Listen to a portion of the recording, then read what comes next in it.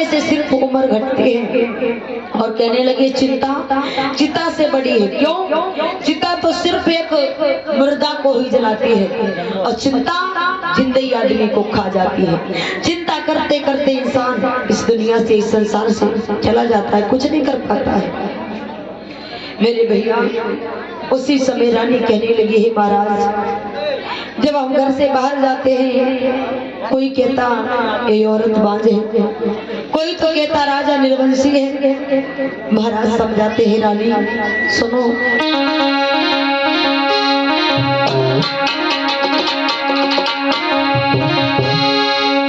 कि मैं निर्मल हूँ तुम बांझ सही,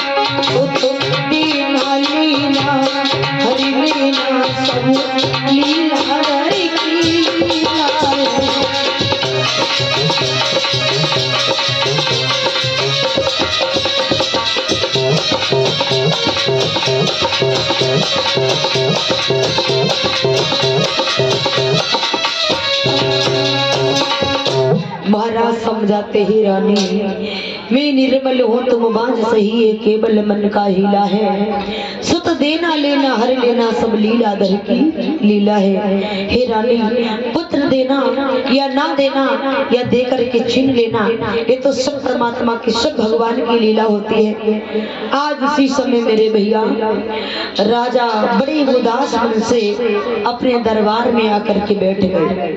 महाराज सूरसेन के मित्र हैं जो कुंतभोज दरबार में आकर के बैठ गए। तब तक सूरसेन अपने मित्र के यहाँ आए और जवाब दिया है महाराज, अरे मित्र क्योंकि आप बड़े दुखी लग रहे हो, क्या कारण है? उसी समय कुंतभोज कहने लगे मित्र तुम्हें क्या बताऊं, मेरा इतना भारी राज्य है लेकिन मेरे राज्य में कोई उत्तराधिकारी नहीं है।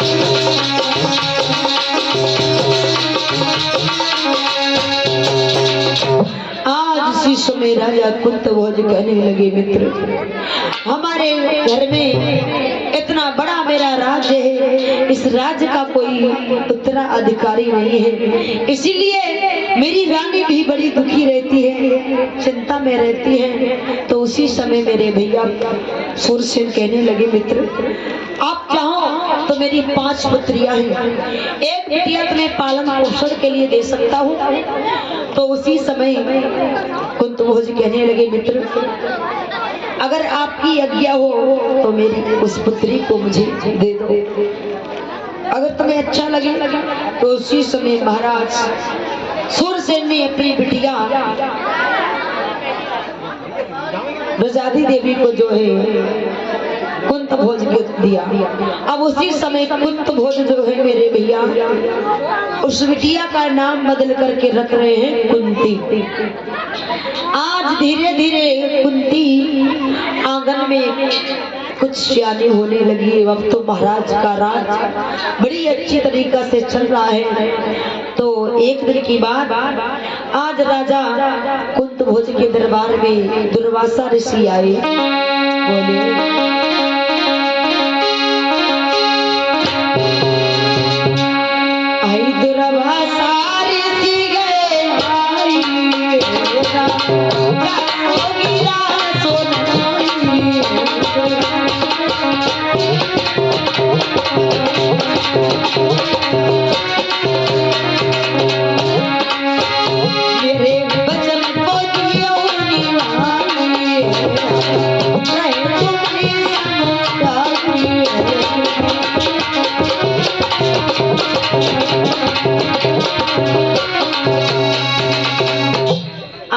उसी समय जवाब दिया, महाराज हम आपके यहाँ 4 महीना व्यतीत करना चाहते हैं।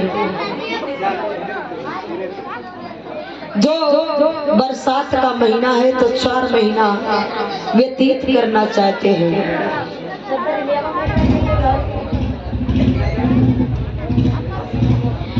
तो उसी समय मेरे भैया आज जिस समय राजा कुंत भोज ने इतने वचन सुने, कहने लगे महाराज आप मेरे यहाँ रहना चाहते हो तो रुक जाओ, ठहर जाओ, लेकिन पहले हम अपनी पत्नी से पूछ करके आई।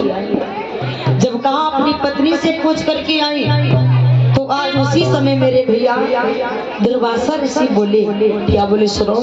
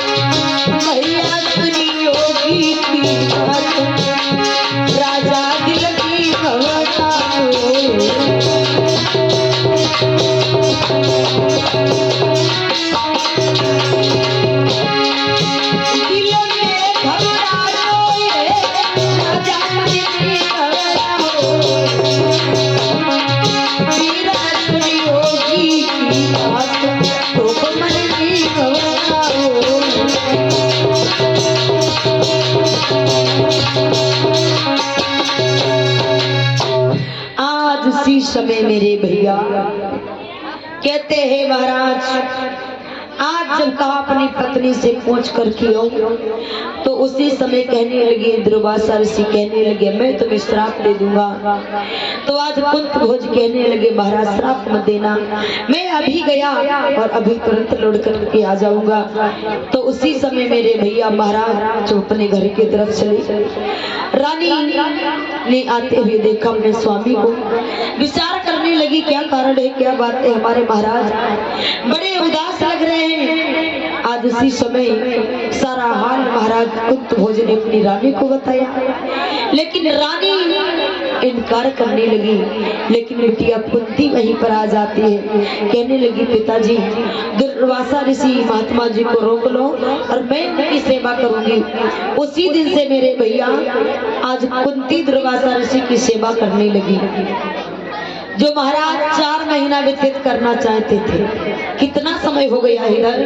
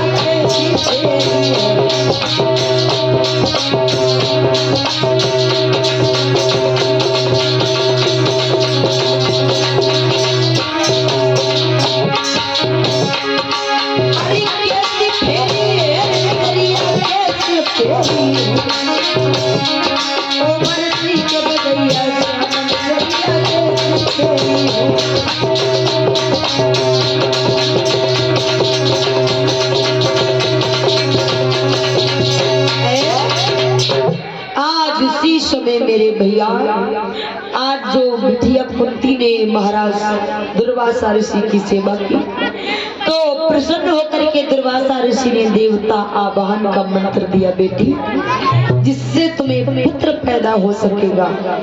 दुर्वासा ऋषि वरदान दे करके वहां से चले गए, लेकिन कुंती को विश्वास नहीं आया। तो कुंती उसी समय आज सूर्यदेव की तपस्या करने लगी, आराधना करने लगी। किस प्रकार से?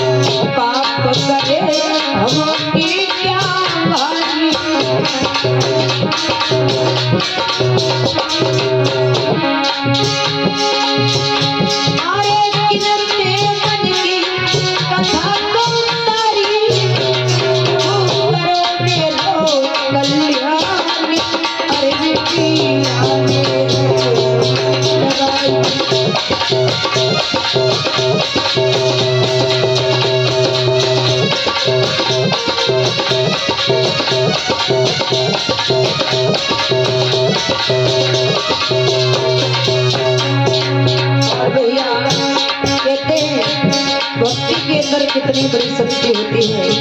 अंत में जब आराधना करती तो सूर्य भगवान प्रकट होते हैं। प्रकट हुई गोरी गली लारी और बिटिया तो गिरा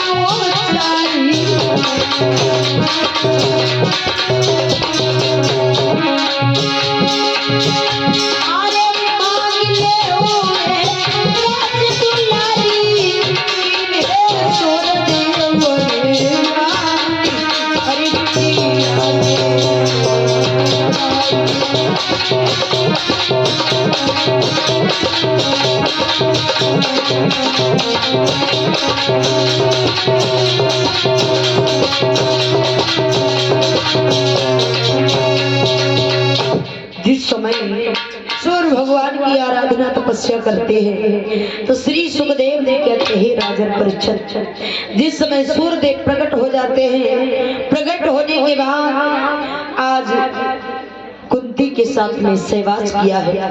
जिस समय सहवास किया तो आज कुंती कहने लगी है सूर्यदेव तुम्हें नहीं मालूम मैं तो अभी कुंवारी हूँ, लेकिन सूर्यदेव कहते हैं कुंती तुम्हें नहीं मालूम, चिंता मत करो, तुम्हारे गर्भ से बहुत सुंदर बालक पैदा होगा, बड़ा बलकारी तुम्हारे गर्भ से पुत्र पैदा होगा। कुंती कहने लगी प्रभु मैं तो अभी कुंवारी हूँ। तो उसी समय सूर्यदेव कहने लगे तुम्हें नहीं मालूम, सुनो, जब तक तुम अपने मुख से दुनिया वालों को नहीं बताओगी तब तक किसी को नहीं मालूम होगा। आज धीरे धीरे समय गुजरता जा रहा है। जब समय गुजरता जा रहा है भैया तो होता क्या है,